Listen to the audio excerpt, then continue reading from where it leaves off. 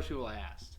Dan, I'm very excited to be here. In the very beginning, I was like, who are some people that I talk to or I have talked to, been friends with, that I don't feel like I know enough about? Mm-hmm. And you were one of the first people that struck into my mind. And for anyone that doesn't know, this is Andrew Murphy. Murph, whatever you want to call him. I stick to Andrew because I have another buddy named Murph. Right. So I call you Andrew more. But, you know, that's aside the point. Yeah, so I don't know why we just click like that. Like, we just got, like, the vibes, like, are immaculate when me and you were together. Dude, where do we met at Sal's, right? We did meet at Sal's. Yeah, which is, like, you still work there? I don't know. Oh, okay. Good. Good. That's Salvatore's in Medford for the fans out at home. Yeah. But, yeah, dude, I think it was, we just, like, I mean, you were boys with Mike. Yeah. So, obviously, like, you know, Mike's my boy, he's your boy. Like, yeah. If you're Mike's guy, you're my guy. Like, yeah, it works I'm like the that. same way, yeah. But at the same time, if you weren't Mike's guy, like, we would have just boysed up that quick. Cause, like, because it didn't even it's matter. Scary, dude. Like, our personalities are, like, so similar. Yeah. And yeah, because I said it to, I was like talking to Mike, I was like, oh, so who else, like, I remember when I first got the job, I was like, who else works here? And he was like, oh, Scott Andrew, and I was like, okay, and I was like, and then he's like, it's getting Andrew Murphy, and then he was like, wait a second, he's like, you'll love Andrew. I was like, why? And he's like, he's like, he's you, but like, just, you're like a little more silly, and he's just a little more like normal in some ways, but you guys are the exact same. And I was like, what do you mean? He's like, you'll see. And I saw we're very similar. Even like our music taste is very similar. Like some of those songs I put on, like the Snapchat thing that I had going, the song of the day, you'd like swipe up on the ones that like no one else did, and I was like, oh, he gets it. Like, dude, Forbidden Knowledge by like Rory. That song is so good, and like no one knows what it is. Everyone's like, oh, some people would be like, oh, what is it? I never heard of the song. It's pretty good. You were like, the song's fire. Yeah. Like you knew like it's just fire. I hadn't listened to Rory in a minute. Yeah, he doesn't put out a lot of music. He doesn't, no. But and he puts out some weird music too. Like folk, not even like rap, nothing to do with hip hop, just folk. Which is okay. There's room for it. Yeah, but we like, I was thinking about that when I was like on the way here today, and then nonstop for the last 3 days. I was like, so when I get there, like, we could literally talk about anything. Like, we could talk about just Marcus Smart for an hour and a half. So, like, it's scary because, like, we could not even Marcus Smart for an hour and a half? I could do that easily. I know what it be. I know what it be, is right. But, like, we could have gone down the music hole because we just have so many, like, shared interests. Yeah, so it's like everything, like basketball, music, and like even the genre, like we listen to similar types of music. Like it's not just like, I guess, more mainstream stuff. It's like also like Benny the Butcher. Like I know you love Benny the Butcher, and I love Benny. Like I didn't realize how much I really liked him until I think the album called Burden of Proof. Burden of Proof, yeah. Yeah, that came out, and I was like, wow, he's like really good. Like he's really, really good. His whole squad, Griselda, like yeah. Conway the Machine, West Side Gun. Yeah. They got like a whole affiliate that they're just like, I don't even know what you want to call that sound. It's not like underground. The terminology for genres, dude. Yeah, I can never get it right. Yeah. So like, they're just hard and like they don't sound like your average like mainstream rappers nowadays. Yeah. Because now it's just a lot. It's mostly about the beat, which I'm cool with. I'm a beat guy myself. I like a good. I feel like a good beat can carry an artist, and as long as like that's why, like Gunna, for example, love Gunna, bro. I love Gunna, and here's why. It's not because he's gonna like do anything. He just doesn't do too much. He just like rides the beat, let the beat do its thing. And just don't ruin the song with, like, bad vocals or stupid lines. Just, like, be part of the beat almost. It's like his voice is like an instrument. Is he the most self-aware rapper? Is he the most self-aware human of all time? He's like... yeah, bro. I mean, bro, the man's, like... I've never seen a more aptly fit series of, like, projects than Drip or Drown. Yeah. Like, I don't know what that means, but, like... It's so him. That's that sound, is Drip or Drown. And, like, I was thinking about when I stepped out of my house today... After, like, you know, a week of clouds and rain. Yeah, and the sun came out, the Gunna song played in my head.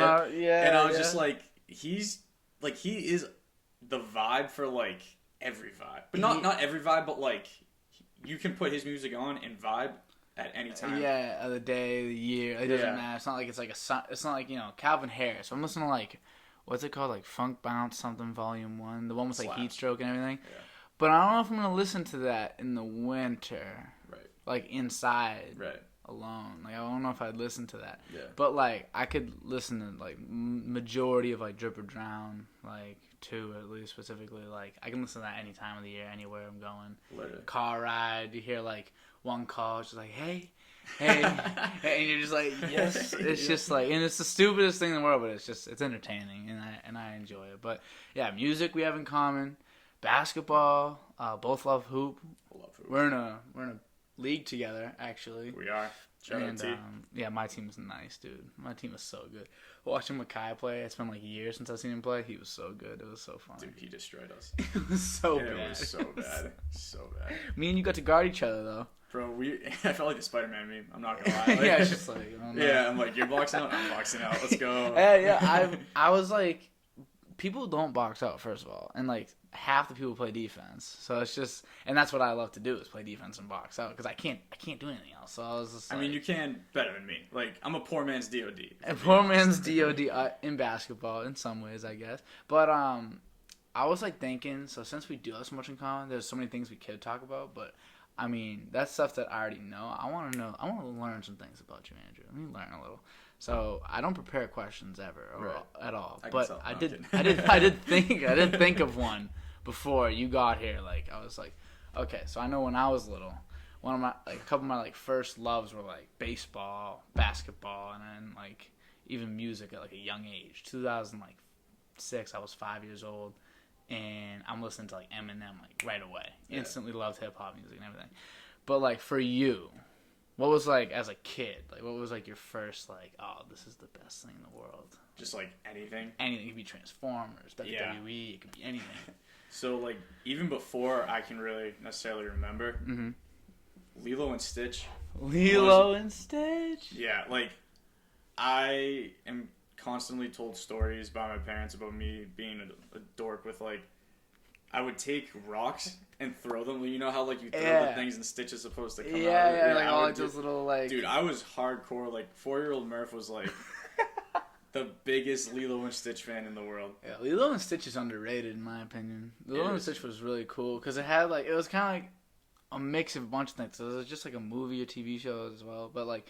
It also was like the whole like Pokemon idea of like you throw it, you like, get these like little orbs, like these little, like the numbers was what it was. 626. 626 was Stitchy Boy, and then like it's just I don't know, it's just a cool movie. And plus it's in like Hawaii and like I'm not like too big. I don't think it's like how do I phrase this? I'm not that big on like there needs to be more like. Representation. I feel like it'll happen gradually for every group. I feel like it's just is slowly happening, and it's just gonna take time, sadly. But then that's like a Hawaiian woman is like the main character. That's pretty cool. Man. Yeah, there's no like now Moana's popular. Yeah, but that's 20 years. That's what I'm saying, and I apologize if I'm getting like the specific like cultures mixed up. But, like, either way, the representation like non-white. Characters on a Disney screen, like that's pretty cool, dude. It is, and I didn't think about it like at all until just now. Actually, like it's just that's what makes it pretty cool, I guess. No, for sure. But after that, I mean, I've definitely been like a sports, like, dude, just baseball, basketball, football. Never really hockey for me, and soccer, nah. But like baseball, basketball, football, like from. Probably like third grade. I think third grade I really got into sports, and I could tell you like the whole 2008 Tampa Bay Rays team, like just random like big into baseball. Then obviously like hoops still kind of crazy over, but I was definitely into like Pokemon a little bit as a kid. Oh, I loved, dude. Right. I mean, were we all, or was that like? Yeah, I think there was the Pokemon kids and the Yu-Gi-Oh kids, and then the girls. So like it was really just split into like those 3 subsections. But I was a Pokemon guy as well for sure. I loved High School Musical too. High School Musical? My sister loved High School Musical. And I, in turn, kind of like needed to watch it all the time. And I was like, this is pretty fire. I like the idea. Like basketball. Who wouldn't want to be Troy? Like you get to be the star of like the theater program. You're the king of like the hoops world. Yeah, and I never saw like I know like the whole like dilemma in the movie was like, oh, he just want to be like a pussy and like be like the theater kid, like skipping basketball. I'm like, yo, I always liked theater and stuff like that, and acting and movies. Like I thought that stuff was cool. Like, as a kid, like I never really understood the full like, oh, those kids are geek. Like I never got that. I did a play in 8th grade. I played an old lady. I was a woman with boobs. They put cat litter in a sock, in 2 socks, and tied them off at the ends together. And I had big boobs, and I had like an ass that they had to put. God. I was like, and I perform. I don't care. Like I'll be a lady on stage and like performed. I did like talent shows, rock and roll shows, Mr. MHS. I'm still 3 years running now. That's my contact photo for you on my phone. Is it? It's a screenshot of you with the It's a fire photo. It's a pretty fire photo. Bro. I remember this girl like Leanna, not Leanna Tessenari, but this other girl. Leanna took the photo, and I remember like where she was, and I made a very very like effort, a sincere effort to not look at the camera. I was like, up into the distance. And then like right after she took it, I was like, yes. But yeah, it was like I always liked performance. So like for me, especially like Troy Bolton, like that's the guy right there. I'm like, yeah, guy. I want to be that guy. Yeah. And Vanessa Hudgens is yeah, like, I mean that's the goal, really. Because it doesn't get better. I don't want to say first love, but like Vanessa Hudgens was bad, yeah. But she's like, and the thing is like throughout all the movies. Like she's isn't she like not in the last one? Am I wrong? Damn, I'm gonna be honest. I didn't make it to the last one. Oh, did you? You're a better man than me if you did. Oh, I did. I've watched all. Well, because again, I don't. Do you have a sister or brother? Two younger sisters. 2 younger sisters. Yeah. Okay, maybe it's a little different. But my sister was older at the time, so she like grew up with that. Yeah. Like she grew up with high school. So like if one came out, like we watched it. Yeah. There was no ifs, ands, buts about it. And I think that's another reason why, like some older things. Like, some people would be like, oh, 2000s kids don't get it. Like, I'm a 2000s kid. But, like, when were you born? 99. So you're a 90s kid, low-key. But you're right. We're in the same ballpark. Yeah. But I feel like I got, like, the older part of it because my sister was 5 years older. Yeah. So she's, like, everything that she likes and she's seen, like, I liked and I saw, too. Yeah. So, like, everything, like, from, like, the late 90s and early 2000s, like, I love Outkast. I love, like, I don't even know what else to say. Like, 50 Cent. Oh, always love 50 Cent. Even, like, getting into middle school, people are like, who's 50 Cent? I'm like, guys, you guys don't know 50 Cent? You guys don't know Bow Wow? Like, you don't know all these guys? I feel like that not was helpful, but it just gives me a little extra age. Oh, for sure. That's why I vibe with guys, like, a little older like yourself. And Andrew Totora as well. True. Like, yeah, so I just vibe with you guys. John Decamangi, too. John Deck. The GOAT. I got to get John on, too. Yes. To do, like, science or something. Maybe I was saying we could build a rocket. Like, because, like on camera. And, like... You and John? And, like... Mostly John. Mostly all John with me saying... Commentary on the sideline, which I love to do. But, yeah, so you said, like, baseball and all these things. Yeah, sports, huge. I mean, I was certainly into, like, I don't know if fantasy is the right word, but just, like, superheroes and action cartoons. Okay. Like, the Marvel movies. I've seen, I didn't catch up on Marvel till, like, Infinity War was coming out. Mm-hmm. But, like, growing up, Harry Potter, Star Wars. Oh, yeah. The good stuff. The good stuff. You know? The goods. You know, you went back to all the goods. Yeah, big Harry Potter guy for sure. And then, yeah, dude, honestly, like, I was thinking about it. I didn't play a ton of video games as a kid. Mm-hmm.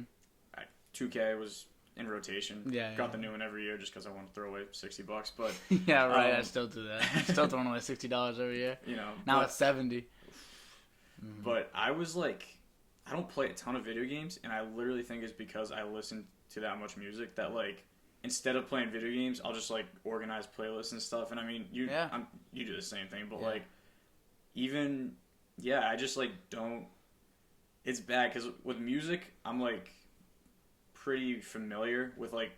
I feel like I can talk music with anybody, even if I don't know the artist or whatever. Yeah. Like, I'm familiar with them. Same thing with movies. A bad habit of mine is I'll watch, like, movie trailers. Mm-hmm. I'll be like, what do I want to watch tonight? You watch movie trailers? I'll be like, all right, time to kick back for now before bed, watch TV, watch, like, 15 2-minute trailers, and then I'm like... All right, I'll watch 30 minutes of the Kings Grizzlies and go to bed. Like, the King, you know you're down bad as a basketball fan if you're watching the Kings versus the Grizzlies at like 1:00 in the morning, West Coast game. That's Those are painful. Like you got, I gotta watch it. Like it's my it's what I want to watch at that time. Right. The last 12 minutes of a 20-point blowout, like between the Grizzlies and Kings. I'm like, yep. Let's see how Rashawn Holmes does. It's just funny how that worked. I'm the same way.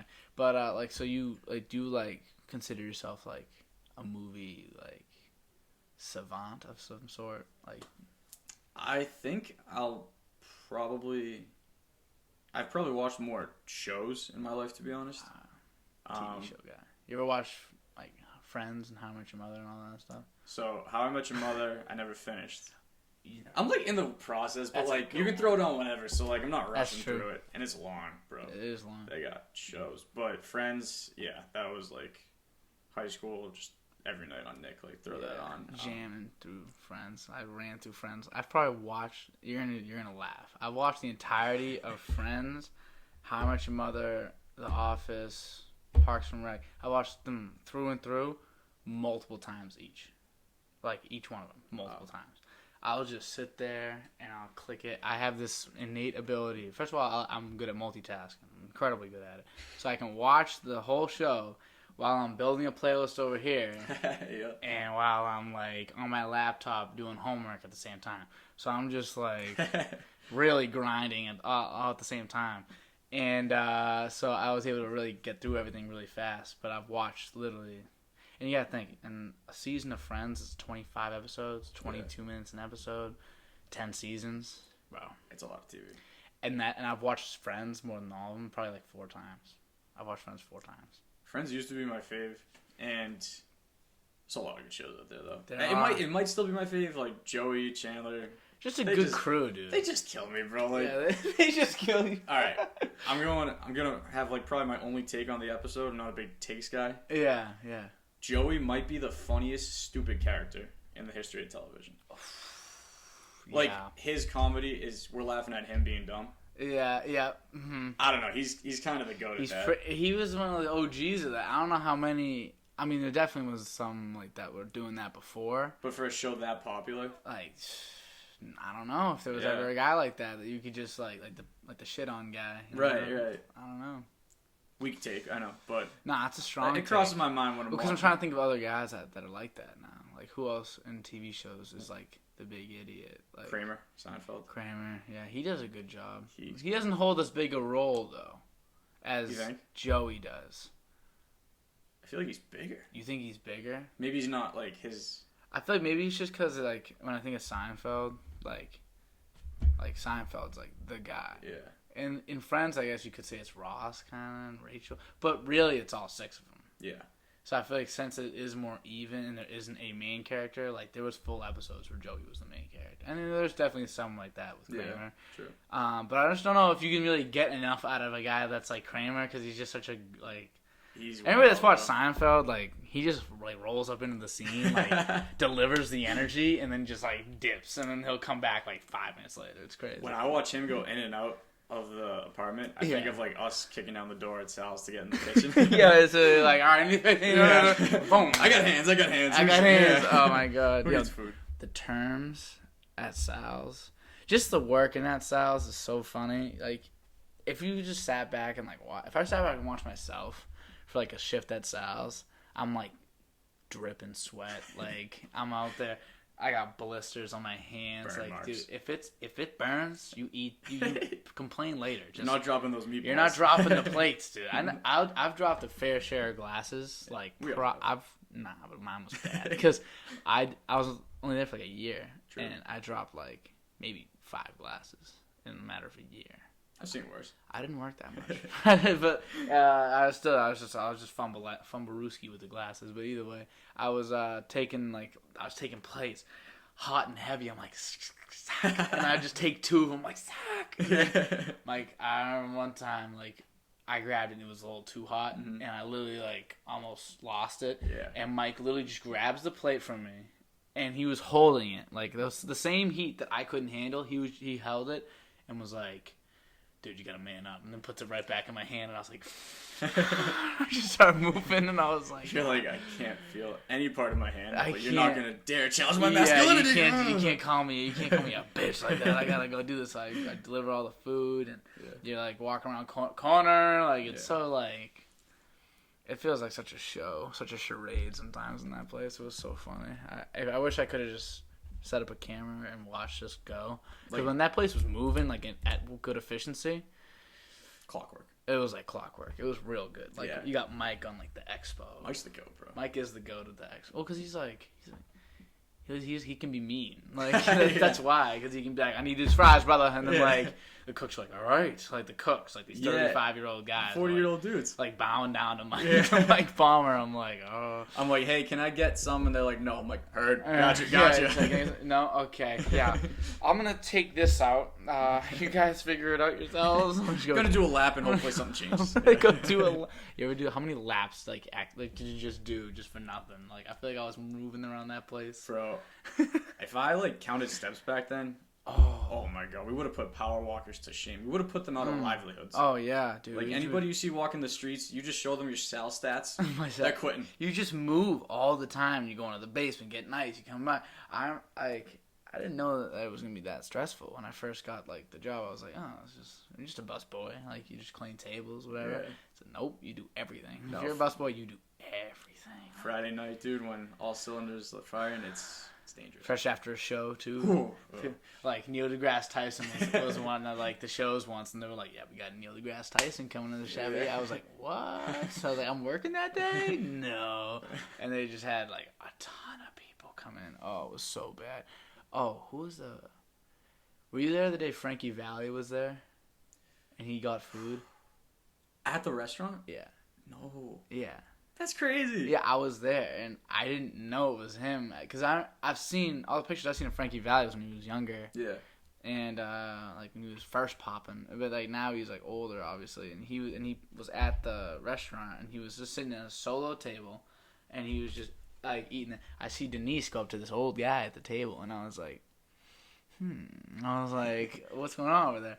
And I'm, like, we were looking at him, and I'm like, I started looking at my phone. I was like, "Who's performing?" And I saw Frankie Valli. I knew he was performing that week. I was like, and I see it. It's fucking him. I was like, "Whoa!" And oh man, that was crazy. That was the only celebrity I've ever seen go in there, though. Yeah. Why would you go in? Yeah. Like Medford, dude. Come on. It's Medford. Yeah. I saw some TikTok today. It was like the Boston city, like.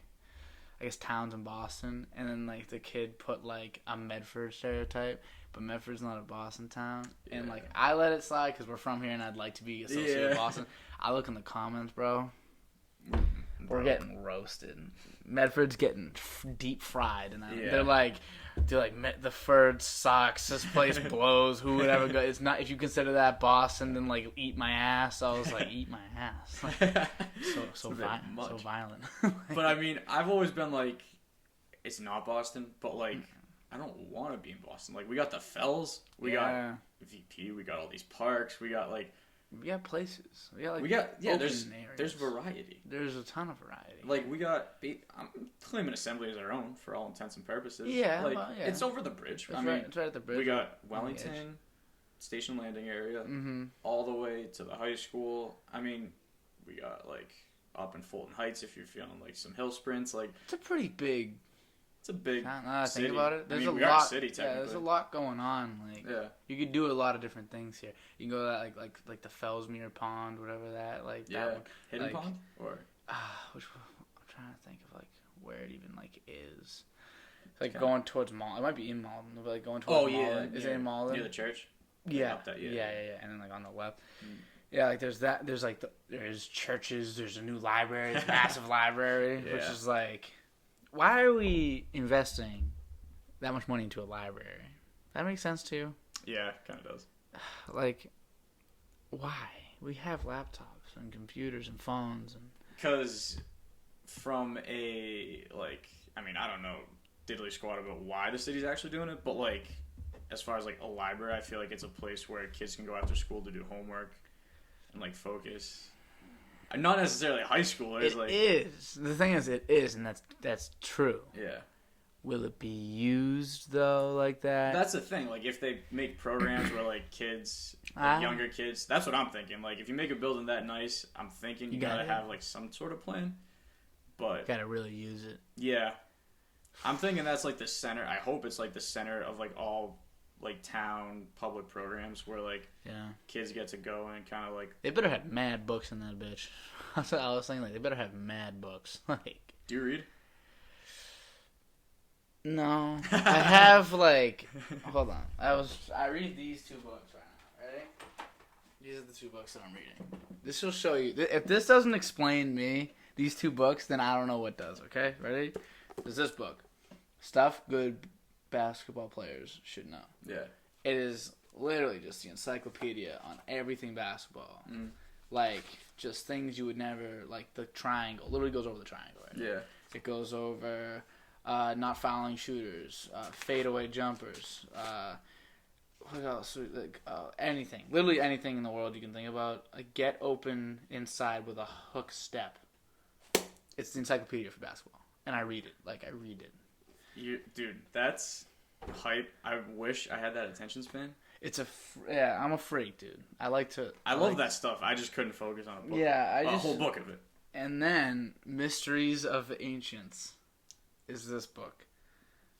It's a Reader's Digest book, and this is my marker. Where was I in this book? Let's see.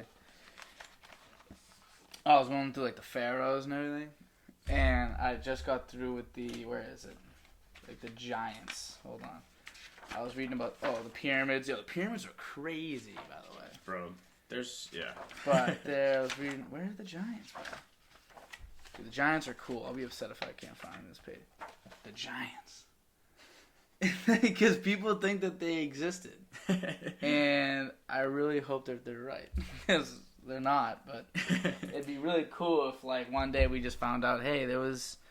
Maybe not giants, but what if there was, like, a population of people that were, like, 9 feet tall? See, this is going to, like, hurt anyone who... Shout out the viewers. Shout out the fans. Yeah, really shout out. Anyone who's listening is and knows a thing about science, their heads are going to hurt right now. Yeah. I feel like this conversation is getting... painfully dumb on my part. Like, people used to be smaller in general. Yeah. Yes. But at the same time, like, I think, like, you're right. What if people were just 9 feet? Like, I had literally no reason to think that. Because I know, like, evolution-wise, I mean, people in the 1800s were, like, shorter than people are now. And just physically, I mean, you've seen 1960s, 50s basketball. Like, those guys were plumbers. Yeah, they were tiny. Yeah.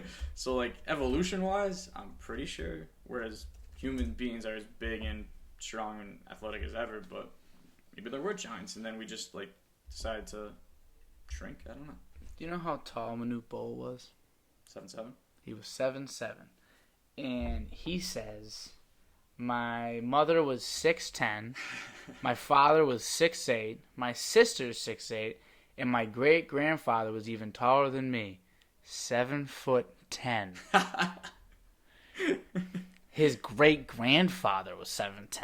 And was alive in, like, the 1800s, bro. Let's just assume. That's Manute Bol. So Manute Bol is Bol Bol's dad or grandfather? Dad.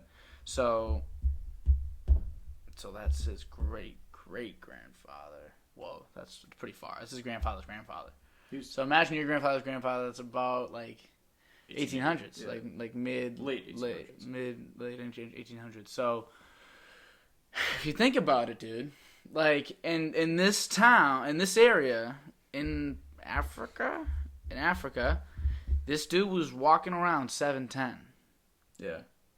When you see 7'10", if you see, like, you ever see a 7'4" or 7'1/2" basketball hoop that, like, you can dunk on, and you're like, that doesn't seem like, why does it seem so much shorter? And then you put a human head there. Then if you see someone that's 7'7", like, it's a different animal. You see a 6'8" guy. Like, I've seen when you go to basketball games, when you see how fucking tall these dudes are, you're like, it's like pressing. Because, you see a 6'4" guy at a party, you're like, oh, look at Stretch over there. Like, imagine a 7-footer. Like, who can handle the ball? who can literally put me on a mixtape and drain 3 in my face from 35 feet out. Yeah, that's impressive. These guys were 7. So let's say Bol Bol's father, Bol Chol, was 7'10", and his boys are all 7'10". you see them rolling up on your tribe and you're like 5'5". Wouldn't you say these are giants? Yeah. You know, like you don't know anything else. These are giants. Like these are like the biblical stories that I've read since I was born in year 5. You know, like, and now I see these giant. These are giants. Like these are legit giants. It's funny you said biblical stories. Yeah. I saw some tweet the other day, and it was like, what was the wildest Bible story that you actually believed? And it was just like quote tweets of like, yeah, this dude like got swallowed by a whale or whatever.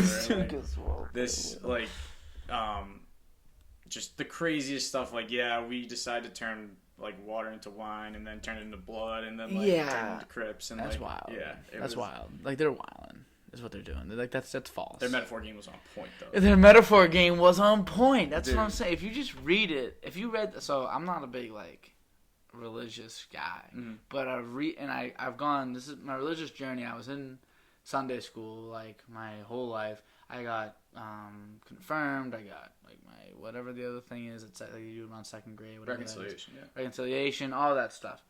And I had all that. I did all that. And I never really, like, clicked with me. And I was like, all right, whatever. So I started really just being like, oh, religion's a bunch of, like, boo hockey. Like, it's garbage. Like, throw it out with the baby in the bathwater. I don't care. Now that I look at it as I get older and I see, like, these little things, like, metaphors. And, like, I see why we would think these things. Like, they said there's, like, a stone that still stands. Like, it's a stone that, like, got cracked in half by, like, lightning and thunder, and people saw it and they were like, this is God like splitting the stone open. They said water rushed from it. That's cap, the water rushing from a stone. But thunder did strike a stone right like near these people, like they could see it, like, and I wonder like how much of these stories is real, and like a lot of it's up to like their interpretation, and really then once you interpret it however you want, they're all pretty helpful like stories. I feel like it's not a bad thing to say, like even like the Adam and Eve, like the temptation, like don't eat the apple or whatever, and like that's an interesting story too. If you just read it like it was like a Shakespeare novel, like we'd be like, this is gas, like this is just another like Romeo and Juliet like fire story. But since people just want to say it's like fact, like now that's where you're stressing it, like that didn't actually happen, but that's a good story, you know. I like that stuff. I'm not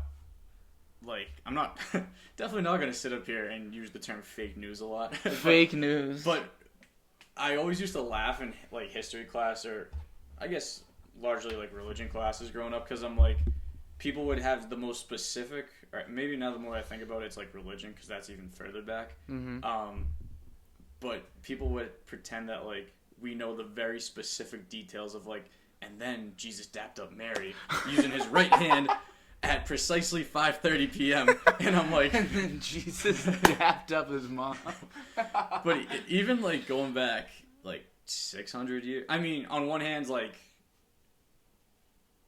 I don't know, like it's funny when people have like, we don't know so much. We don't know anything. We don't know anything about anything. Like, I don't know anything about anything, but like as a society, as a human race, I mean, we don't know what's in the ocean. We don't know like any of the names of the alien species, and yeah, we have no idea. So it's funny because we'll be reading in school, and it's like, yeah, so we think this happened, but we know for a fact that like in 2020 BC, these two people linked up and like they threw you a don't bang know at, shit. You don't know. And if we can't prove these things, and if we can't prove like basically half, like not more, way more than half, like we can't prove probably 90% of our existence. We have no idea what the fuck's been going on since before, like maybe like what 500 years ago, like probably once Columbus brought his stanky ass over here, like that was probably like when we first started like really realizing, oh, we can like keep track of some things. It's still not really well done until like 1900. Right. Still so much corruption that like can't be, like, it's scary how much. And then like even just to this day, like what do we know today about like what all these companies and all these things are doing? Like we have no idea what's going on, really, you know. Like you can say like, oh, there was like this fight between like whatever, like it's just whatever media narrative they want to throw out at us at the time. Like that's gonna be like what they put in the history books one day. Like when my kids in school and they're asking like, oh, what happened with like right around COVID, like these riots and like the whole George Floyd thing. I'm like, yeah, that was a like very big deal. That was crazy. And then they're gonna be like, okay, well, and then the LA riots with what was Rodney King. And like I'm like, oh yeah, another crazy thing. Like, and then they're gonna, but then there's also stories of just like where like we don't have a riot and we don't have like there's like people die every day, like in wrong ways, like. Black people from I bet a black guy was killed by a cop today, and like just since it doesn't have a good little story to it, we never hear about it. Yeah. So really, what makes these events more significant than other ones, other than the fact that the media wanted them to be that big? Isn't that terrifying? Like, it's terrifying because especially last year, like we were all kind of stuck in the house more or less around the time like the protest started for George Floyd at least. But I mean, dude, without like a lot of the stuff, I feel like a lot of the most disturbing videos I was seeing of like protesters getting beaten or like old videos of like just people of color getting assaulted. It's like this is on Twitter and this is on Instagram. I'm never gonna see this on the news. It doesn't matter what news station you're watching. I'm never gonna see that on the news, and it's just like it's terrifying to think that without like cell phones, nobody would ever see this. Ever. And I mean, dude. Sadly enough, like there's probably not going to be justice for the majority of stuff you see online, anyways. Videos like that, so it's like crazy how, like we were talking about earlier, the cell phones, dude. They're everything. We need a phone now, and like we've only really had phones for like 15 years, really, and like one that can take pictures for like 10. Yeah. And now we see everything that happens, and almost we see too much, and I feel like, I think one day like. You'll have to turn a certain age to use the internet or a phone or something like that. Or has that been just given to us and it's our right now and they can't take it away? Like, they fucked up.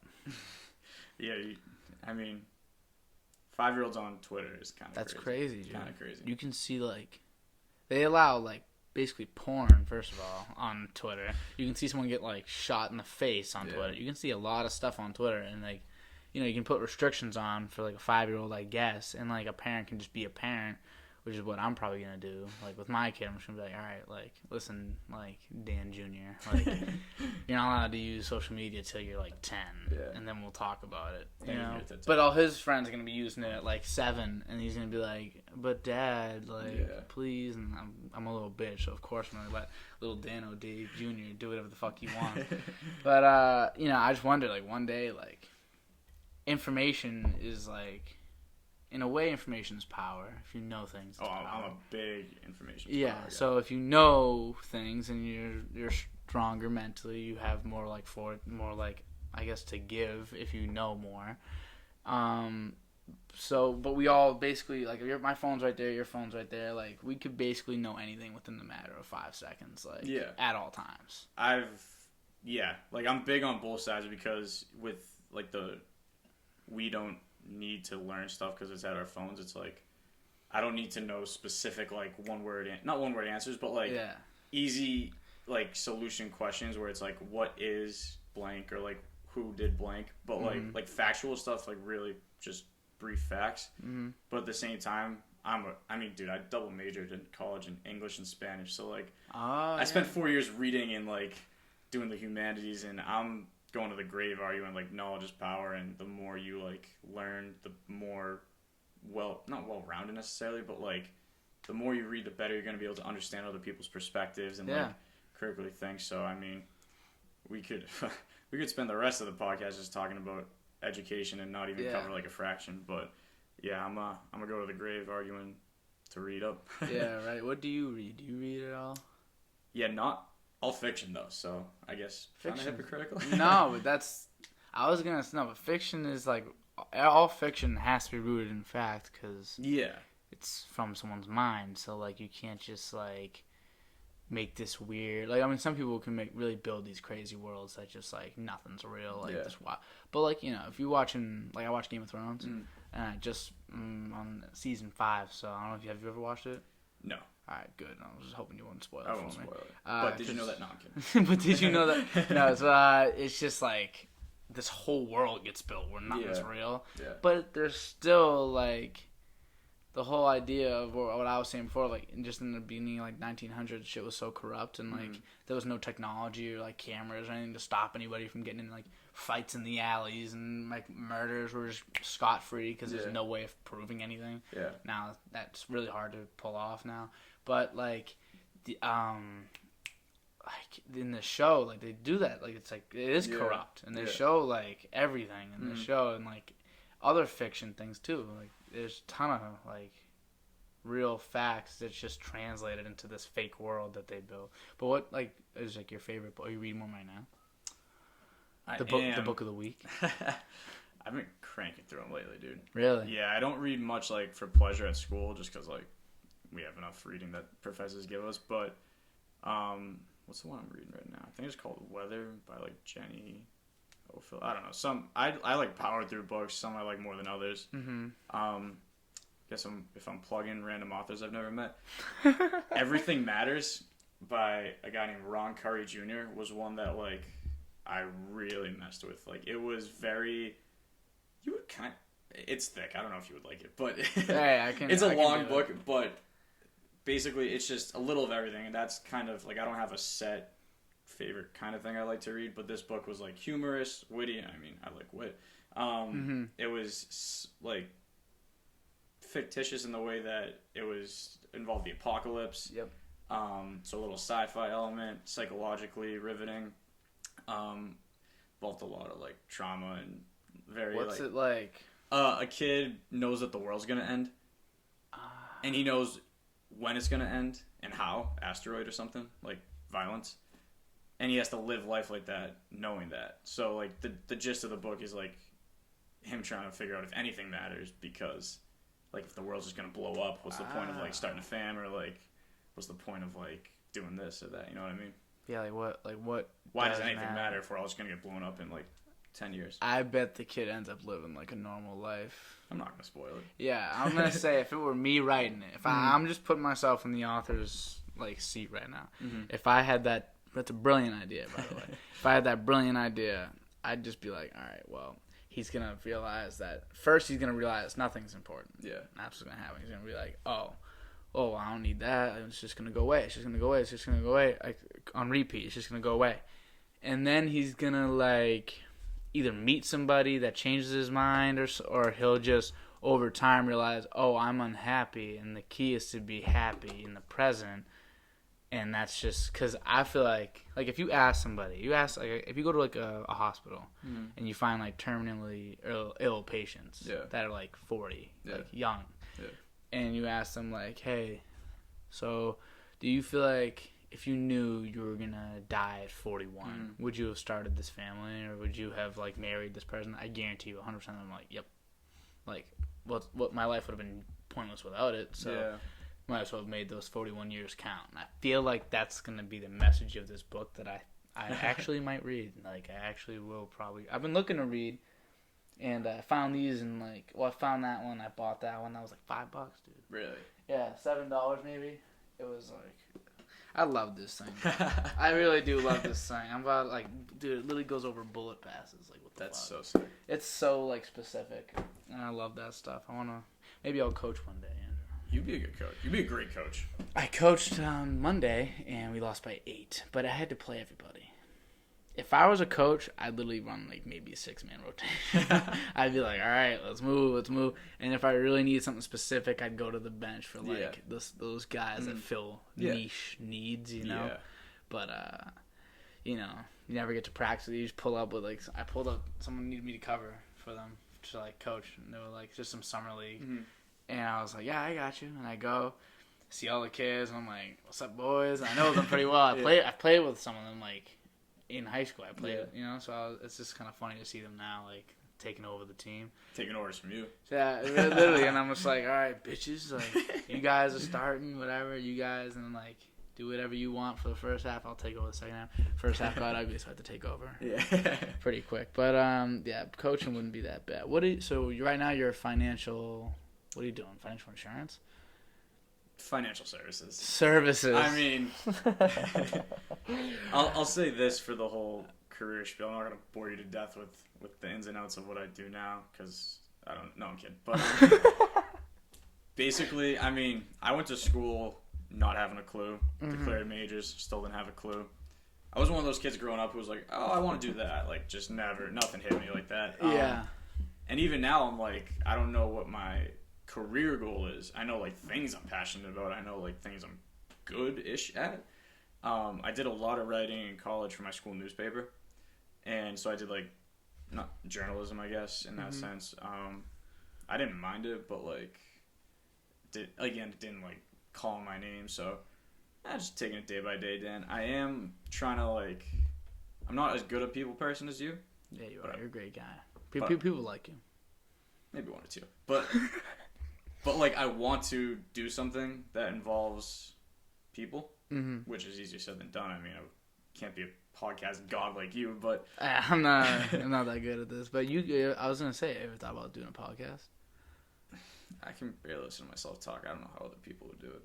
Hey, I don't know how people would listen to mine, but I, like, consistently will get, like, at least 70 plus people watch. Like, you get like 100 on YouTube. I get 100 for the most part, but like I don't know where. But like I say 70 just because some of them dip down. Yeah, some of them do dip just because like people don't know them or whoever, like whatever reason, you know. But like yeah, like consistently I'll get like around 100 people, which is like if you think about it like in terms of views compared like to other people, you're like, oh, 100's not that many views. If you think about it as an auditorium full of people, wow. That'd be fucking sick. Imagine going up in front of 100 people and like being able to say like basically whatever the fuck I talk about whatever I want right now. Anything. I don't like. I'm not doing this like for the people watching. Right now. I'm doing it for like me and for the person that's here. Like it's just a good conversation. So, and for like 100 people, like it really does kind of blow my mind. Like even though it's just a small number compared, it's a big number to me. Yeah. And like. I'm a thankful guy for it. But I wonder, I still can't figure out how to see my stats on Spotify and Apple Music. Oh, really? And all that. So I don't know, what it's looking like everywhere else. Yeah. I have no idea. I'm just assuming that, like, maybe 10 per? Like, 10 on Apple Music? I'm sure it's more 10 on than Spotify? Because people probably listen more than they watch. Just convenience factor. Maybe I'm low-key getting like 200 per. Maybe my Spotify one is blowing up right now and I have no idea. Maybe it's like the next best thing on Spotify and like I have no clue because I have no idea how to check the stats. Like I'm getting 1 million streams. Imagine. One day I'm going to look and I'm like, oh shit, I got like 400 streams on that episode? No way. Do you have like random brands hitting you up like, yo, we heard you got X amount of streams. Like, can we do an ad on your podcast? Yeah, I'm waiting for the day. Oh, wait, how far? 50 minutes. Okay. 50? Yeah, right. Isn't it crazy? Yeah. But we've got plenty of time. I'm just, I keep forgetting to shout out this kid. His name is Juno Official. I think Official might be the thing. It's Juno. He made me the beat for the beginning. I changed the beat from, like, I used What's Next from Drake. Right. I realized I can't use that probably. So I switched to this kid's beat that he used for me. And he makes music, and I've listened to it, and wow, it's definitely not like, it's more like the SoundCloud type of rap, but like his beats are really, really good, like really, really good. And so I heard him, and he was like, I'll make you one, and he made it for me for free, and I was like, word. So first of all, he's a dog, and yeah, I don't know if there's definitely like 10 to 15 people watching, listening. So shout out to Juno for that. And if Juno's listening, thank you, my brother. You're a good man. When I had Tyler Quinlan on, he was like, I got a guy that can make you. Of course he's got a guy. Right? I love those people. Resourceful people. I love those people. He's a social guy. So you said that there's some things that you think that you're pretty good at, and you're a modest guy, so you're definitely really good at these things. So like, what would you consider yourself like? I mean, what are your skills? All right, so based off of my degree, I'm fluent in Spanish. Are you? Here's what I said. I put it on my resume, and I'm not lying. Yeah. But I get my hair cut at a Spanish barbershop, Hispanic barbershop. Yeah. And I don't catch a word they're saying, bro. They're fast. Even like in slang, and it's fast. It's impossible. I got like one of my best friends from school. He's Guatemalan. Mm-hmm. And like just talking with him, once he gets like moving at his speed, nothing. Like I don't pick up. It's just like I'm good in like formal settings and language wise. Yeah. I can read and write, more or less interpret, but conversationally, it's just hard, man. It's hard to talk in English. Like, Spanish is... If you drop someone, so say someone learned fluent English, or at least, like, you're fluent Spanish. So the way that you're fluent Spanish, if someone was fluent English in the same way you're fluent Spanish over in Spain, and then you drop them in Mass and put them in like Fenway, and like they went to go buy a Frank. Rest in peace to that guy. He'd be like, "Can I have a hot dog?" And they'd be like, "Kid, if you want, kid, a hot dog?" And then he's like, like, I have no idea, like, no say, and then like this guy getting lost. I know, you know Jake Ritchie, obviously. He's doing Spanish too, and you guys are pretty fast, man. I couldn't do Spanish as like a major. Like, what do you even like? Obviously, you learn the language, but like, well, it's gotta be more like culture too once you get to college, right? Mostly. Yeah. I mean, I took a class, maybe 2, that were like kind of just movies. Or one was like just movies. Películas. Oh my god. I won the Spanish award in 8th grade. Did you? I'm trash at Spanish though. Dude, you got a lot of hardware. Oh yeah, I got 2 Mr. Hustle awards up there. I got my crown also up there. Or up there? Right up in like that little. Oh, I thing. see. You see a picture of Peanut? Do you know Peanut? Yeah. See that picture of him right there? Yeah. There's a lamp in the way. But... Oh well, he's there. Okay. Don't ask. And I got the Miss Hustle. I got the Mr. NHS Spanish award in like 5th grade. I was like most athletic. I'm got my hands all over the place. Dude. 2-time made it to states. I don't know. I think I'm just a natural born winner in some ways. I mean, basically. Yeah, but that's okay. So what else? What was I saying? Before that. I ran out of skills, so let's change that. You ran out of skills? No, you can write too, though. You said. Would you ever write a book? So. The pandemic definitely turned me into like an avid writer as well as a reader. I like to write too. Do you? I write a lot. I hate asking what, because like I don't even know what I write. That's a hey. I'll try. What do you write? So I don't know. I lost my notebook. The one not lost it. It's somewhere, but I just don't know where it is. But I did 2 types of writing. Yeah. I like comedians and comedy, so I wanted to try like comedic writing and like. So basically, it's not even like like a full story or anything. It's just like I'd write pages and pages and pages, like probably 10 at a time. Yeah. Of just like gobbledygook, like whatever thought came to my mind was what was hitting the page, and it's just like incomplete sentences, but like not really. It's almost like you ever go on your phone and they have like the 3 suggestions, and you click the middle one on repeat and see what happens. Yeah. You ever do that? Yeah. It's like that. It's a bunch of gobbledygook. But sometimes something funny would be in there, and I'd underline it, and then at the end of like my 10-page like massive rant on like anything and everything, I'd take like the 30, 40 sentences out of it, and I'd put them all in like this little thing, and I'd make jokes out of them, whatever. That's fire. That's one type. And then another thing, I really did try to write a script once. Yeah. I tried my best. Got like 3-4 pages into it. I read it to myself and I was like, "Yo, this is garbage." So I got rid of the whole thing. It just wasn't good. I don't know how to write a script, but I just thought like, what if I'm naturally like the best at it? Yeah. I was like, why not try it? So just in case, I'm the goat. I feel like we've talked about this. Do you write down your dreams like right when you wake up? I don't, but I wish I did. Okay, on occasion. If something's that crazy, I have one written down. Yeah. But if it's that crazy, but otherwise, no. How about yourself? No, like I did for like a week, and then I was like, "This is too much work. I'd rather like wake up and scroll through Twitter." Yeah. But, wake up, go to the toilet, brush my teeth, take out my retainer, all these things, you know. But like, even like sometimes I sit down to write and say I'm trying to write like something fiction or whatever, and I just got no creative juices flowing. And then you wake up the next morning and you're like, bro, I just had like the 12 craziest plot lines going in my head at the same time. Like in your dreams, yeah. Yeah, and I'm just like, why can't I be as creative outwardly as like my subconscious is? You know what I mean? Yeah. You want to hear this dream? Oh, yeah. So this would be a good book. This would be a good movie. This would be good. I think it was a movie and it is a book, but it's like, this would be the way it starts. So I get out of a car. Yeah, that's how it starts. I get out of this red truck, and pull up to this. I'm at this like, it's a little after dark, just like a little like, purple sky, and we're in like Miami. It's that's the vibe again. It's like a Miami, not beachside, but like right. I can see the ocean. Yeah. And there's like this massive, beautiful property with mad kids there, like young people. People are partying, dancing, looking like Project X type, like just a fun party. No, nothing crazy going on, just a fun party. And then I see another car pull up, and I see my cousin pop out, and I was like, oh my god, my cousin Elizabeth. I was like, oh my god, like the only person I know in the dream, by the way, which is weird, like just one of my random cousins. Not that she's random, I love you, Liz. But so she hops out the car, and I'm like, what's up? And I'm going to find her, and all her friends like kind of gets this weird vibe. I'm going over to say hi, and her friend's like, what are you doing? And I was like, just going to say hi to my cousin. And they're like, okay. And then like it's like a weird switch. I'm like, all right, whatever. And I go over, I say hi to her, and like we're just hanging out, and we're about to walk over to like the front door and just start getting in and meeting people, dancing, all that fun stuff.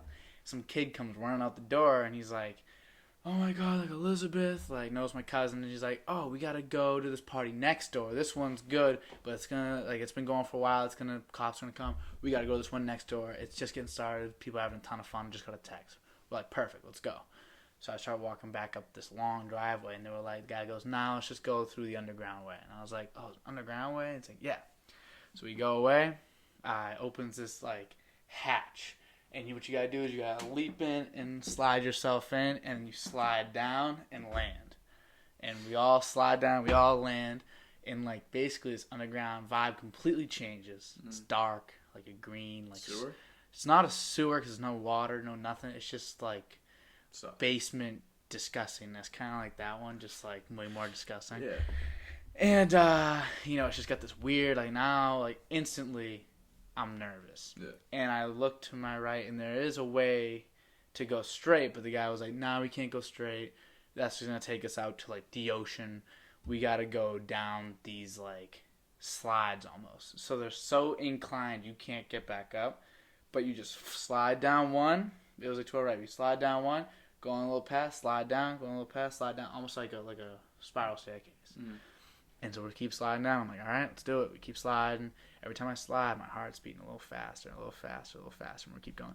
We get to the bottom. And it's not pitch black, but it's pretty fucking dark down there. And I'm walking around with my cousin, and these three kids ahead of us are like, all right, we're going to run ahead, and we're going to catch that big slide ahead. We're going to run, and we're going to dive. Because it's like another, like, not steep. It's just a little less steep. It just goes down progressively.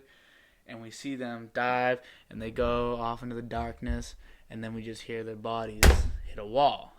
And we're like, all right, like, you guys all right? No response.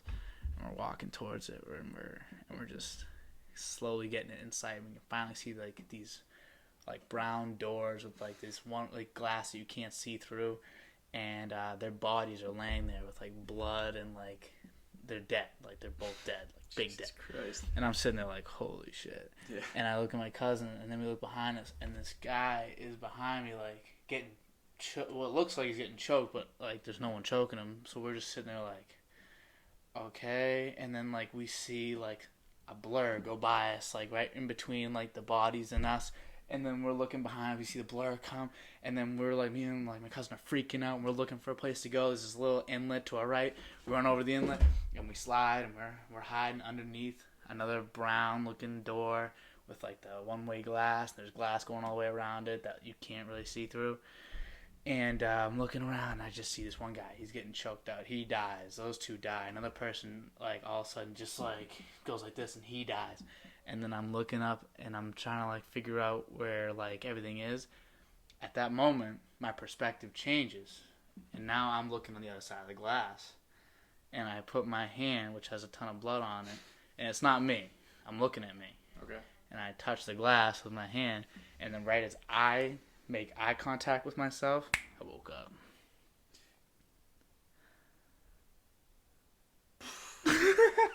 How wild is that dream, bro?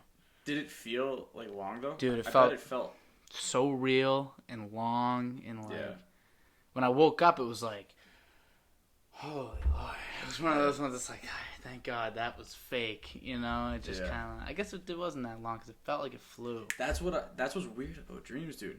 I feel like I don't think I have any that I've ever remembered in that detail for that, like, with that many events. Dude, my dreams were wild. My dreams were wild. Dude. But even, like, the longer ones I have, I'm like, bro, I just did this, and this, but it went by like that. Like a legit second. Yeah. And it's why I wonder why though. Like why is that? We don't know anything about dreams. The human mind is crazy, bro. It is crazy. Dude, I had another dream, not as long as that one. I was playing Mario Tennis, but I was like playing tennis, and I had Mario on my team and Luigi and Bowser on the other team, and we're really playing. All of a sudden, our ground starts shaking. We're like, "What the fuck?" I look down, I see like numbers and like these letters, and I see a picture, someone's picture, and I'm like, "What the hell?"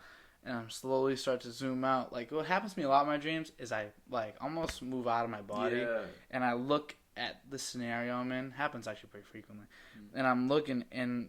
We're on JFK's ID, like his JFK's ID, and we're in his wallet, and then we're in his pocket, and we're while he's in the Cadillac, like that he gets shot in the head. You're in his pocket. I'm in his pocket in his wallet, playing on his on his license, playing tennis. These people that say that they can interpret dreams, interpret that one, bro. Yeah. What the fuck does that mean? Like, does that mean anything at all? No. Like, dude, I mean, I got nothing. But... you know what must have been happening that day? I must have been playing Mario Tennis, and I watched something about JFK getting popped, and then that's all that happened. And then my brain just took both of those and combined them. Yeah. For no reason whatsoever. Yeah. And I probably misinterpreted it when I woke up. Like, I probably had two separate dreams that I just combined into one. But, yeah, those are my dreams, dude. Yeah. Do you have any like dreams you remember? Dude, I wish. I'm sitting up here racking my brain. I'm like not even from last night. Yeah.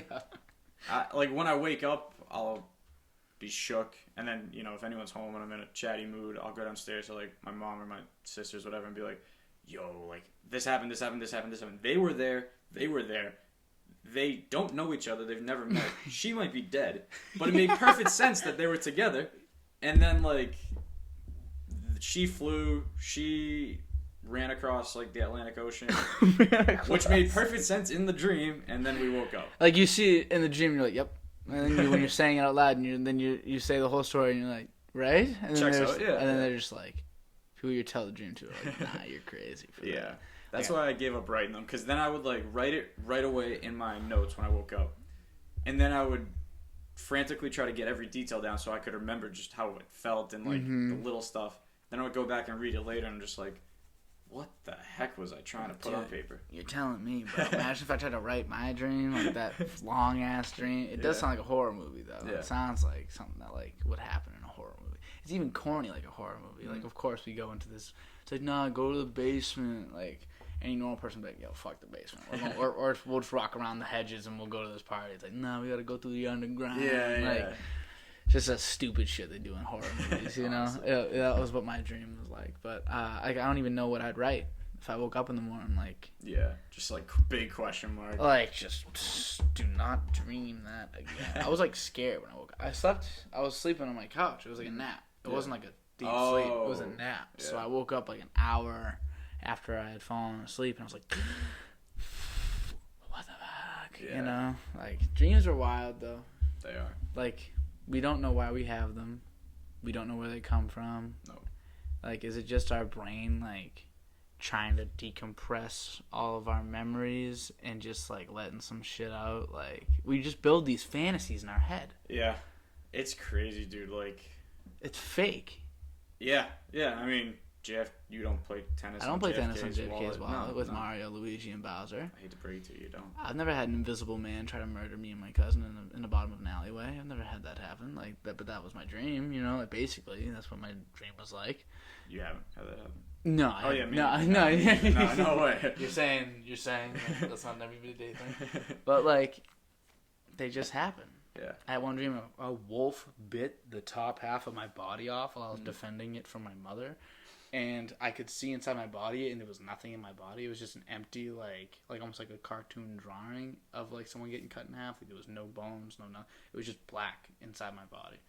And I remember that specifically because like my like dream focused in on the fact that I had nothing in my body. Dude, you need to stop watching like Law and Order as you go to bed. I don't watch. I don't know what's happening in my dream. Those are like that one stuff. That was like a recurring, the wolf one that bite me in half.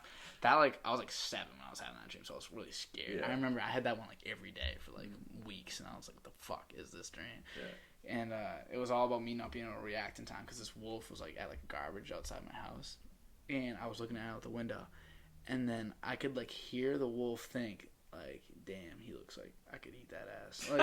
Like he just looks tasty as fuck, and he rolls up on me and like jumps through my window, and I can't close it in time, and that's the problem. My mom comes in, and I can't defend her, and that's the problem. It's just me basically being unable to do things. So that one probably has a message to it. Maybe. But I was 7. We won't go there though. I was 7, we won't so go there. that really means nothing to me. But yeah, I always wondered like how is it even possible for us to build these whole like I literally know the setting of the dream I had. Like I know everything. Yeah. And you're right, it is really fast. Yeah. So I wonder how much time it takes up in real life. Right. Well, I think the closest I ever came to measuring it myself was when I had like this crazy long dream, and I was like, bro, I must have been asleep like an hour. It felt like, because like my body felt like, not, like, you know when you wake up from a powerful sleep, whether it's like, and you feel like different afterwards. Mm-hmm. So I had one of those dreams, and I woke up and I was like, bro, I'm shook. Yeah. And I checked my phone, and I'd been asleep like 10 minutes. And I was like, dude, so you're telling me I fell asleep, which normally takes me like hours anyways. Yeah. Had this whole dream, which seemed like a lifetime, and woke up in like 9 minutes flat. Like, it was crazy. Do you think it's like drugs in our brain? Dude, don't we have like DMT like naturally being like made in our brains? I'm gonna spare the audience. I don't know a thing about science, dude. Like, I know we have. I think like, we do. I'm just gonna. I'll just say it. Yeah, not knowing shit. I think fact. we do. That is fact. That is fact. CDC put in the books. We have DMT. That's factual science. Trace amounts of DMT being slowly, and I think what happens when you die, a massive DMT like release happens in your brain. So it could, like when they say your life flashes before your eyes. Oh, it could just be a life flashing before your eyes. Yeah. So I saw one dude take DMT on like live, like a live stream for 2 hours. He was like this for 2 hours, and then he like woke up, and they were like, "What's up?" He's like, "I just was living like an entire different life for 6 months." 6 months. Like he had a different family, different name, different everything. Like he was living a life for 6 months, and that's kind of what this like. This is obviously a very trace amount of that, but we have trace amounts in our brain. So maybe it's DMT trips. Maybe that's what dreams are. I wish I could. Obviously, we all wish we could like figure out how to manipulate our brains and like dream what you want. Because, dude, the coolest dreams I've ever had are when you feel like you're flying. Oh yeah, I do. When you feel like you're in the air. You ever have ones that you feel like you're flying and then it stops? You crash and you wake up in your bed and you're like, ugh. Yeah, you crash. It's funny. As soon as you crash, you wake up. Yeah. Do you ever think that maybe your dream that you woke up from, it may have ended like 25 minutes ago, but since you don't know the time between, in the dream, right? Like, you know, it takes you a while to fall asleep. It takes you a while to wake up. You know, like once you, I wonder when. I wish I could see like in my brain like when is the dream happening? Yeah. Can science do that? I think. Can they check? But I don't know a thing about science. Yeah, you don't know much about science. I think I've said like 8 times. Yeah. My science teachers from K through high school are just frowning. Shaking their heads. Like, who's like your science teachers? Wait, where'd you go for school? Long Catholic. How about like St. Joe's? St. Joe's. Oh, so we really don't want to talk. All school. Catholic, all day. Yeah. You went to MC? I did. Interesting. With like. I got cousins that went to MC. You wouldn't know my cousins. Yeah. So I doubt it. Yeah. You're too young for my cousins. I mean, unless you know, like this one kid, Lucas Manuel, whatever. He was older than you. No way you know him though. So, I'm just wondering because MC's a little smaller. So. I mean, I like. Yeah, no, I'm not going down that rabbit hole. But I shadowed there. I heard that on one of your podcasts the other day. Whistler, I think. Yeah, I shadowed there, yeah. and he. And they gave me like a sweatshirt, a pen, like a notebook, a backpack, like everything. They threw the whole because my uncle and my cousin were both valedictorians. Oh, so you're the man there. So for them, they were like valedictorian. Yeah. Damn. They both were. So hardware runs in the family. Yeah, it does. Yeah. Because here's the thing. Okay, all right. In my family, you're either nasty athlete or extremely intelligent, and then there's me, who's a little bit of both. Yeah. I'm not a nasty athlete. I'm a good athlete. Very. I'm not extremely intelligent, but I'm kind of intelligent. Very. So I'm in between. Yeah. Perfectly. But my sister is like a teacher. She is like Yeah. a studious person. She is probably the smartest, most mature person I know that's her age. Yeah. My cousin Alex is a doctor. Cousin's a dentist, and another cousin that's gonna be another like pediatric therapist. And like she's already got these people are just like freak smart. Other cousin D1 baseball. This another one's going D1 golf. Like these freaks. But I feel like freaks. You got that mix, like your two kind of mix. Because I've heard you. I mean, not like a lot, but I've heard you talk X's and O's for hoop. Oh yeah. And I mean, look at the freaking book you're reading, dude. Yeah, this book's fire. That's making me think of the. This was pretty cool because obviously when we're watching like SportsCenter or like commentary, 99% of the guys are talking heads, just like spewing nonsense. Yeah, they're literally not. It's ridiculous. I forget if it was like Jay Adonde or like Richard Jefferson, but somebody with like actual credibility talking on. Richard Jefferson's pretty good. Yeah, maybe it wasn't him, but like Adonde or somebody with like credential, like Robert Ory's respectable. Oh really? Yeah, he's a good. He knows more than he leads off. He tries to play like an idiot, but he's smart. I know for a fact. Robert Ory's very good. But continue. Is he on NBA TV?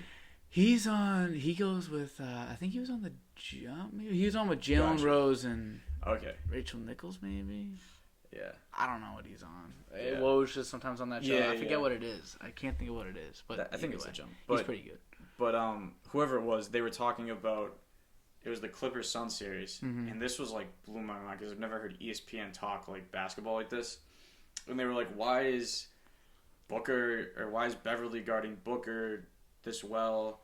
Or like, "What about this matchup?" And I'm like, I don't want to hear overreactions about how Booker's the next Kobe or how Beverly's the best defensive player since Rodman. Like, I don't want to hear this. Yeah. And then I think, let's say it was Adonde. He was like, "Well, you see, Beverly struggled so much in the Mavs series because Luka plays like this."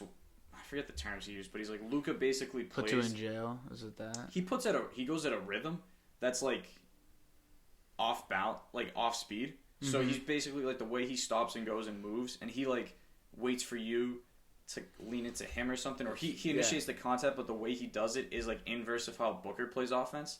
So Booker's like silky smooth. He looks for the contact, but he's like the way his rhythm is what they were saying is the inverse of Doncic. Just like Doncic is choppy, unathletic. Booker's smooth and like looks for the contact in a different way. And they're like, so Beverly essentially couldn't figure out how to crack like the rhythm that Doncic had, but Booker's he has it down pat. Yeah, and he did for like game one at least. But like the fact that I mean when I'm watching the games, I even watch like college games, like not scrubs but no name college games, and try to figure out like, oh, like is this guy good or what's going on? Like I try to watch the game and like obtain it, if you will, but. Hearing that, I'm like, dude, I'm watching these highlights. If I watched those each play on my own, I would have no idea that's what was going on. Yeah, that's what makes Luka so good, even though he's extremely unathletic. He can like barely fucking dunk, I swear to God. It's such like a staccato, like it's like he's waiting for you, and as a defender, especially today, you can't really be a aggressive defender and set the tone. You can't push him in a certain direction like you used to be able to. Like if your hands were big enough, if you were strong enough, Michael Jordan's the king of this. Keep his hand right on your fucking hip. You weren't going right. Yeah. If he kept his hand on your hip, you weren't going right. So he literally determined everything. Yeah. You can't do that now. So now you have to either wait, and you can't get too close because then it's a foul. You can't step too far away or else they'll shoot. Yeah. So you got to kind of pick a range and then try to like cut off certain angles. That's what defense is. It's all just cutting off angles. Right. And so Luka, knowing he can't get by people, Kobe as well, especially as he got older. Kobe was a freak athlete as a kid. 10 years in, he really wasn't. He's not that fast. Yeah. Kobe was never that fast. Yeah. He's just his footwork and his like ability to read people was so freakish. There's like people would like attack the top foot, is what they always say. If you're not fast enough, though, it doesn't matter. A faster defender, if they have their top foot at you, can recover in time. And Kobe knew that, so he'd go at the top foot just to make them drop it and now that's their momentum. He'd make them, as soon as that foot moves, going the other way. Yeah. Because now you might not be able to attack someone's top foot if they're set, Right. but you can attack anybody that's off balance. Yeah. And that was the idea. And Yeah. Doncic does that same shit. And he won't even initiate it. He waits for you to do it. Yeah. As soon as Pat Bev's foot moves back and he tries to switch his angle, if he's off balance, he's by you. Yeah. And it's magic to watch. It's so beautiful. And, like, as Patrick Beverley, a great defender, Marcus Smart, these guys, it's impossible to guard Luka one-on-one because that's why he's so good. He's able to break you down one-on-one. Mm-hmm. It's double teams and help defense that really bother Luka. Yeah. That's what gets him. Booker, you can clamp that down for the most part if you're good enough. Just not a lot of people are good enough to do that. Most aren't. Yeah, most aren't because he's incredibly talented in an offensive-minded league as well. So, would you rather? So, have you watched any USA basketball? I was thinking about that when you were talking because you were talking about like the defensive rules and stuff. Dude, what were you gonna say? say? So much better. You think? Yeah. Oh, dude, no, they don't call that bullshit. Like, you can't just do that and get the call. You have to get fouled. You know. So I've been watching closely. Is there hand checking? Not really. No, they still don't really allow you to do a lot of. But they just don't. But they just don't. Flops. Yeah, and also if you do have your hand out and you're touching them, they don't mind. It's the holding people play. Like that used to be like they used to really just be able to hold people. Right. Like Bruce Bowen, the Spurs, like all the he was like, another one just hold you and you weren't moving. He could literally keep you from going the other direction. You just grab your hip and like you just were locked in once he locked in on you.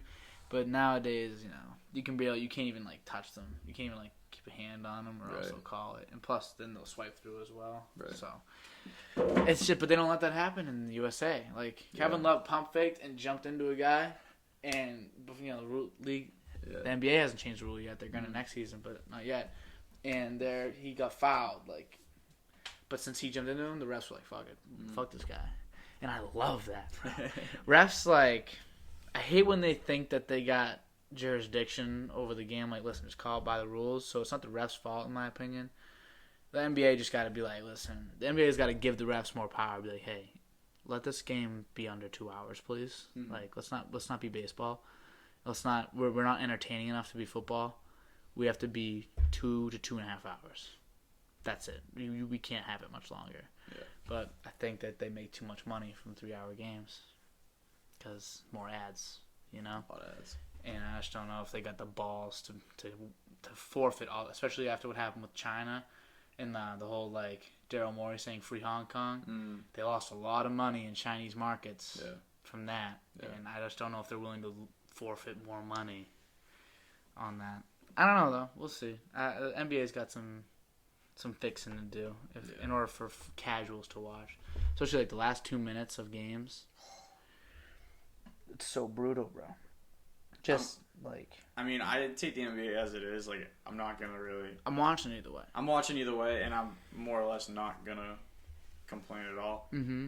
I don't even want to say I complain. I'll just change it if it's 2 minutes left in the game, and they start with the whole like review for 3 minutes and play review for another 3. I'm just like, I'll look at the score later. It's not even worth it at this point. Yeah, you're right, and that's terrible. Like, imagine being a casual fan. I know. Like, imagine being a guy that doesn't really. Yeah. No, like I just started watching soccer for the first time during the Euro Cup, whatever, and because I got my friend Nick DeSimone, he's very Italian, and he was really rooting for Italy, and Italy won the whole thing. Thank God. He would have been very upset. But so they won. But I was finally watching some games, and they're pretty good. They were fast paced, and it was easy to watch. And for the most part, it's like I can only imagine if I was watching a sport that I already don't have a lot of love for, like soccer. And then it took 33 minutes for the last 2.5. Yeah. Oh, my God. I know. Oh, I'd hurt myself. Oh, it'd be so... So I'm just wondering, like, for the fan that they're trying to bring in, you're losing them. You're losing them just like that. Yeah. And these are the biggest games of the year. I know. These are the ones that are supposed to be good. I know. And these are some of the worst ones because they need to have the calls right. Just put the God ref in. Have you heard about this God ref idea in, like, football and baseball and everything? It's like... We can see if something's a strike in baseball. Like, you can see that. So just let the computers say yes or no. We can see from a billion camera angles what the fuck's going on, like, if they're out or not. Like, we can see it. Why review it when we can just look at it in the first place? just put the God ref in, bro. Just you need like 2 refs in the NBA. You can cut it down from 3 to 2. And then just have the God ref and just let them watch over the whole game from all these cameras and make decisions like that, like within 20 seconds. Yeah. Like, you shouldn't have to have the refs of the game go over to the table and figure it out and ask the people across the nation, like, hey, what do you guys think? Hey, Secaucus, what's up? And they're like, hold on, we're looking at it now. You should already have looked at it. By the time they get to the table, it should be figured out, done, over with.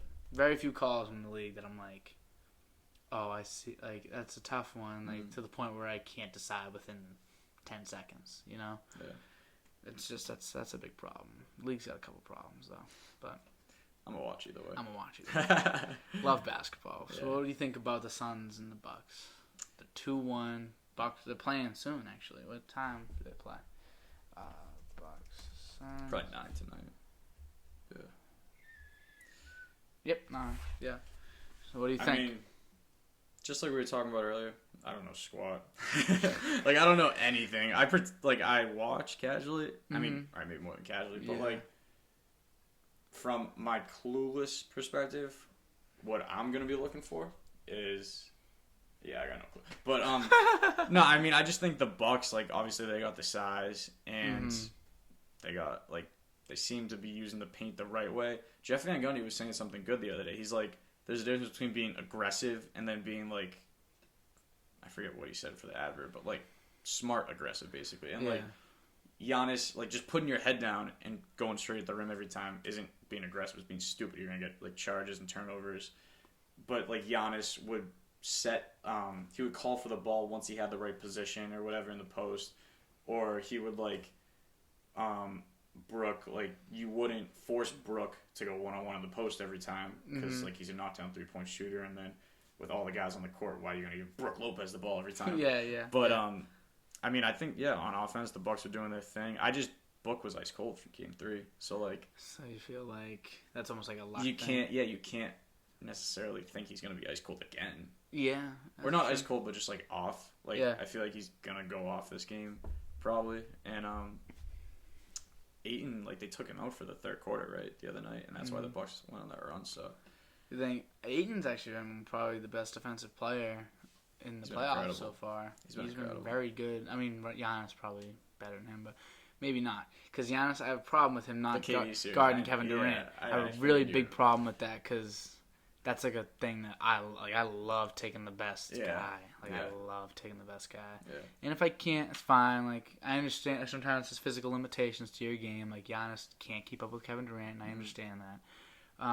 But you're better than anybody else you can put on him. Like, probably you have to be able to say it. And if you're gonna say otherwise, then you can just take that Defensive Player of the Year award and put it in your garbage can. Cause I mean, he can take it from Rudy Gobert. Seriously, because he was honestly in that series against the Clips. He was the worst defensive player in basketball. In a perimeter-based league, if you can't guard the perimeter. And then guys start attacking you and like just scoring right on you. You're a waste of space, dude. With all due respect, Jeff Van Gundy. No, like with all due respect to Rudy. Terrence Mann. Filthy. Lowell native. I live in Lowell. But like the way him and Reggie Jackson, who's also filthy, like amazing. Yeah, had great series playoffs. Yeah. Just like the fact that they were the two guys to torch. I didn't even watch the game where that final game. Oh. But just seeing the stats and then seeing a couple brief highlights of Gobert getting like exposed, I'm like, yeah, that's not like the best look. He was so bad. They should have just taken him out. And it's not even like he's trying to guard like one of the better perimeter players in the league. No, it's Terrence Mann and Reggie Jackson. They're great NBA. They're NBA players. But they're not that good. They're not Paul George. They're not Paul George or Kawhi. Yeah, Devin Booker. No. Like, I just don't understand like how he gets such a pass, because I get it's a regular season award, and I get like he is a game-changing defensive player in the paint. Yeah. But if there's a way, if you're the defensive player of the year, which means you are the best defender in basketball that season, you should not be able to do part of basketball. Like, part of basketball is perimeter defense. Yeah. He can't do it. Like, he can't. I'm sorry. Like, maybe against another big that also can't play perimeter offense. But if you can't guard a perimeter player in a perimeter league, you're a waste. You're a waste of space sometimes. It's the same thing as not being able to shoot a mid-range or 3-pointer in today's NBA. Like, sometimes it feels like you're a waste. If you have a guy out there that can't shoot, it just feels like, oh, like, if he could only knock that shot down right there, like, he could just sit in that corner. Like, Brook Lopez adapted his game offensively. You're subtweeting Graham Williams so hard right now. Grant Williams? Yeah. Yes, Grant Williams.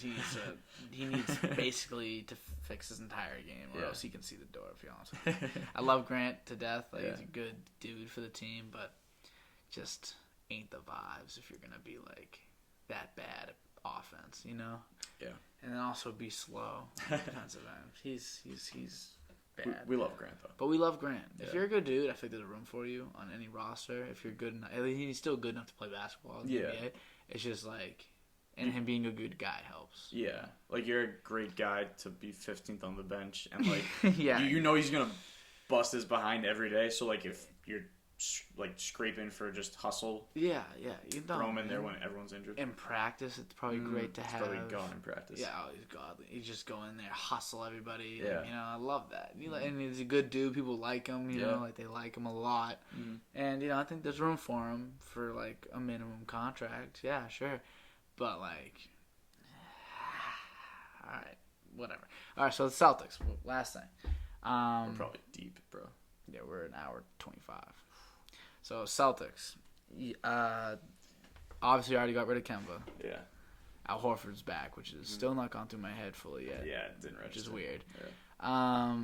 But what do you want out of the Celtics this next coming season? So the same way we were talking about Grant, just like behind the scenes being good for the team. Mm-hmm. I feel like Al is perfect for that because. So what I've noticed, reading a lot of like, not like Stephen A. stuff, like actual NBA beat writers and columnists, and then just like watching the finals and playoffs, like chemistry matters. Yes, it does. Like, the Suns' chemistry is ridiculous. I mean, bro, they played the most. I think their starting five played the most games together out of any starting five this season. Yeah, them, like the Knicks as well. Yeah, that might be a fake stat, but like. Nah, I think you're right. Yeah, or something close. So like, just familiarity is so important, and I feel like Al. I'm not saying he's gonna contribute a lot, but like when he's in there, I feel like what he does behind the scenes and then the little he does on the court is only gonna be a plus. Like you're not expecting a 30-whatever-year-old big man to kind of like be the savior. Like the Jays are gonna, if the Celtics make some serious noise, J and J are gonna take them. Like, yeah, JV, JT all day. Dude, they're gonna. We're smart diehards. Yeah, we are. I don't want him to go. Me neither. But Jalen and Jason are untouchable. Yeah. If we get like Smart, Langford, and Robert Williams, we can flip them for like. I don't even know who would be like. Dame. They would never, but yeah. But you 5 picks as well. You know what I'm saying? Like if we can flip Smart, and I don't want to see Robert Williams go either. I know. But like I'm thinking for the right piece, like say. Who's like a superstar? Cat. Say Cat's unhappy. Say Cat is unhappy. Smart, Williams, Langford, and every draft pick till we're 55. Seriously. For Cat, bro, like Cat, great offensive big man, by the way. Yeah. Yeah, Cat's very, very. Cat's underrated, by the way. Cat is extremely underrated. He is a great passer as well. Yes. And he can hit like step back threes as a big Disgusting. man. He is incredible, and he kind of got lost in the shuffle, I feel like, all these past few years, but that's completely fine. He'll be fine once he gets in a team that wins, or if they can build a team that wins. Suck for him to always be on a sucky team. But, So, Andrew, we are an hour and 28 minutes in. I think we are just about done, but let me ask you, how was your experience on the DOD-Cast? Was it everything that you hoped it would be? It was nothing I expected. And that was awesome. Which is everything I expected. Like, I came in, no idea what's coming at me. Didn't think any of this was coming at me. I'm here for it. I love it. Yeah, dude, I'm excited to watch it back later. I know you'll watch it. Oh, I know you're gonna be ripping this episode on repeat. Yes, sir. But yeah, so I enjoyed myself. Thank you very much. My guy behind the pineapple. Right behind the pineapple, as per usual. Yes, See, sir. that's how I know Dedicated you watch. fan. Dedicated. Very dedicated fan. All right, thank you very much.